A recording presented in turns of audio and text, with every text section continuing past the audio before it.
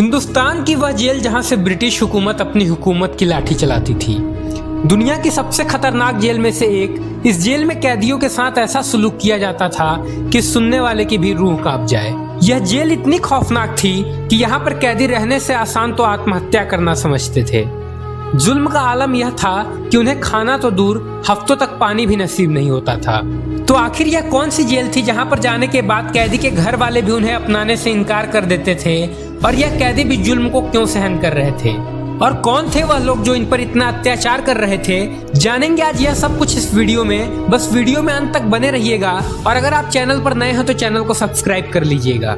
तो चलिए शुरू करते हैं। बात उस टाइम की है जब पूरे देश में आजादी की आग सुलग रही थी। तभी यह खबर आती है कि शहीद मंगल पांडे ने अपने सीनियर को गोली मार दी, और यहीं से 1857 का विद्रोह शुरू हो गया। लेकिन इतिहासकार बताते हैं कि इस विद्रोह में कई कमियां थी, जिसकी वजह से अंग्रेज इसे आसानी से दबा पाए।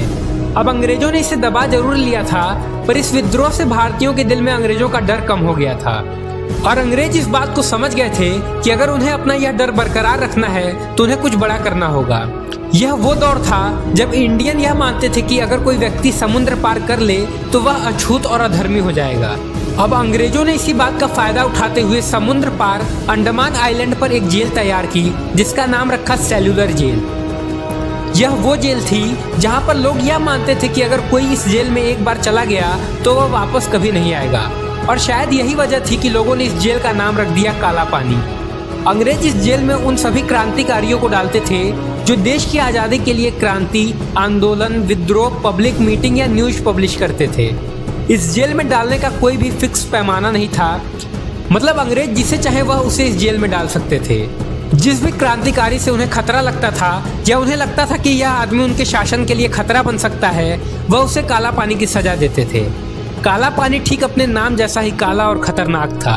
यह इतना खतरनाक था कि यहाँ कैदियों को रहने के लिए महज 4 फीट का सेल दिया जाता था, जिसमें 2 मटके होते थे, जिसमें से एक मटके में पानी होता था और दूसरे में उन कैदियों को टॉयलेट करना होता था।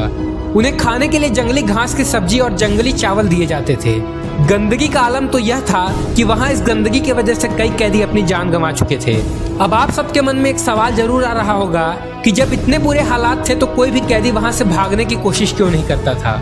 दरअसल यह कैदी यहाँ जेल में रहकर इतने अत्याचार सिर्फ इसलिए सहन कर रहे थे ताकि वह अपना बलिदान देकर देश में एकजुटता की भावना पैदा कर सके।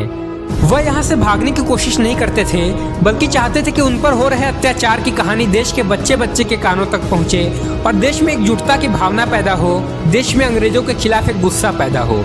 इसीलिए वो वहाँ से भागते नहीं थे। लेकिन इतिहासकार इसके पीछे एक वजह और भी बताते हैं। वो बताते हैं कि वो दौर था जब लोग समुद्र पार गए हुए लोगों को अपनाने से इनकार करते थे, और अंग्रेजों की यह चाल भी कामयाब हुई। इसीलिए कोई भी कैदी वहां से भागने की कोशिश नहीं करता था। आपको क्या लगता है कि उस वक्त की यह सजा आज भी कुछ हीनियस क्राइम करने वाले कैदियों पर लागू होनी चाहिए? हमें कमेंट में जरूर बताइएगा। आज के लिए बस इतना ही। मिलते हैं अगली वीडियो में एक नई जानकारी के साथ। तब तक के लिए टाटा, गुड बाय।